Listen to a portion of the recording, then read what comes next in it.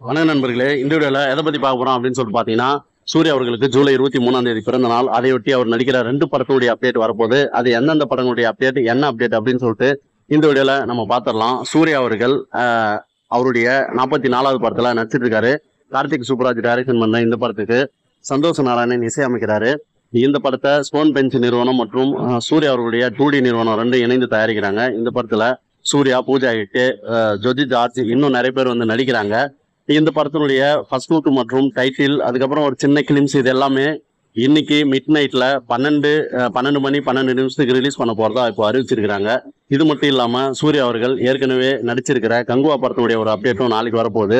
இது ஏற்கனவே அறிவிக்கப்பட்ட அறிவிப்பு தான். என்னன்னு சொல்லிட்டு பாத்தீங்கன்னா, கங்குவா படத்தினுடைய ஃபயர் சாங் அது நாளைக்கு வரப்போறதா அறிவிச்சிருக்கிறாங்க. இந்த பாடல் எத்தனை மணிக்கு வரப்போகுது அப்படின்னு சொல்லிட்டு இன்னைக்கு ஒரு போஸ்டர் ஷேர் பண்ணி இப்போ அறிவிச்சிருக்கிறாங்க. அதாவது ஜூலை 23ஆம் தேதி காலை 11 மணிக்கு இந்த படத்தினுடைய ஃபயர் சாங் அந்த லிரிக்கல் வீடியோ ரிலீஸ் பண்ண போறாங்க.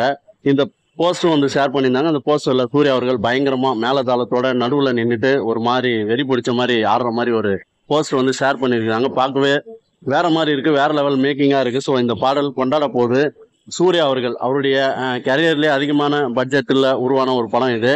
சமகாலம் மற்றும் வரலாற்று காலம்னு சொல்லிட்டு 2 கேரக்டர்ல சூர்யா அவர்கள் இந்த படத்துல நடிச்சிருக்கிறாரு.